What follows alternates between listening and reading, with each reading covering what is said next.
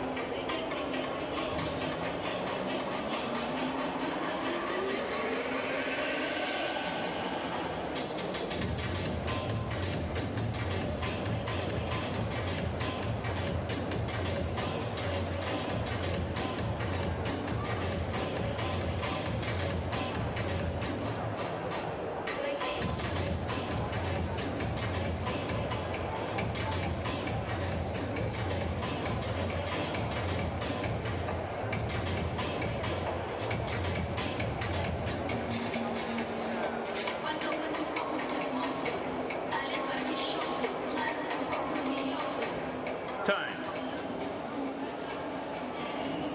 Tough to watch that at the change of ends. Iga Swiatek under the towel, looked to be in tears. It's tough. It's a lonely place on a tennis court with that sort of scoreline against you. What can she do?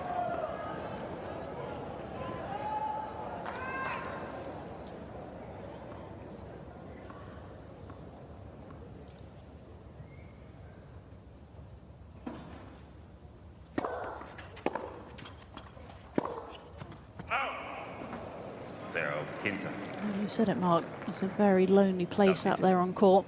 Obviously has her team there. She's the one that's out there.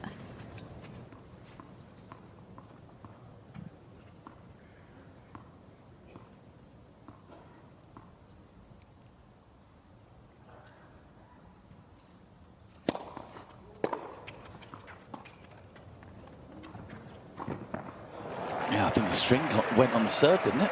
Sounded a funny old noise, a bit of a popping noise. That's why she played the drop shot, I thought. I'm not sure. Yeah, it did go. Coco Gauff playing probably her second best match of her career. Best match for her is probably beating Erlenka in the U.S. Open final, but this one was fantastic for her, beating the clay court queen, Iga Swiatek. What was that, 6-1, 6-1, or was it 6-1, 6-2? At least Iga didn't get bageled in any of them, but our beloved Polish queen knocked out of this one and pretty emotional about it. We'll see how she responds after this tournament.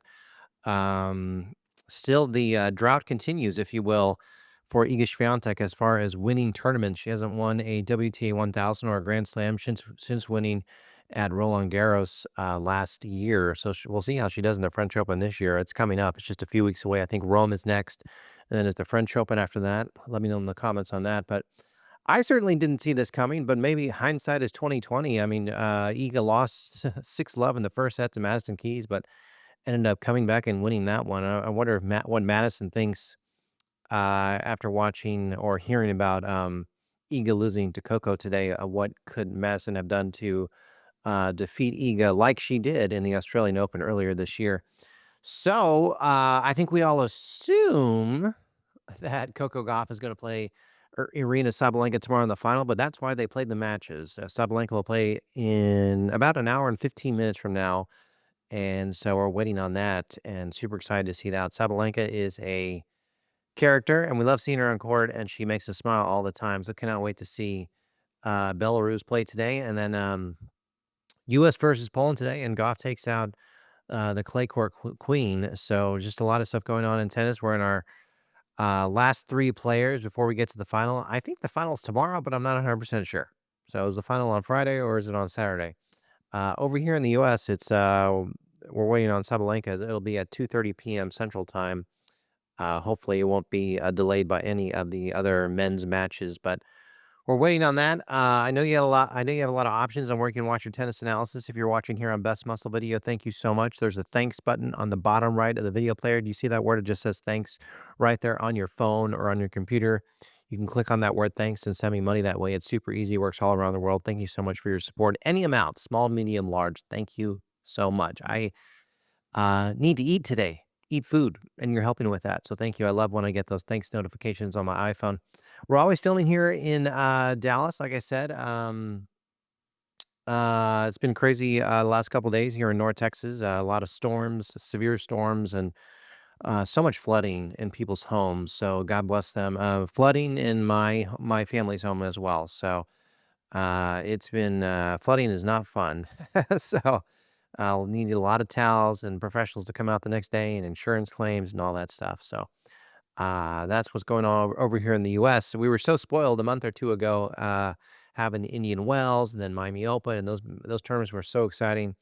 And we got to watch those matches in a wonderful time during the day, normal hours. But since this tournament is over there in Madrid, it's a little bit skewed for us. We have to wake up pretty darn early in the morning sometimes. But the Madrid Open had everyone. I mean, we got Andreeva, we got Robakina, Sabalenka, Gauff, Świątek. So we even had Alexandra from the Philippines, the teen sensation right now, getting a lot of attention. We'll see if she can keep this up. But it makes you wonder if Alexandra is really that good, because Iga Swiatek is pretty struggling. Very, very weird week for her this week. Very unusual to see her play like this on clay.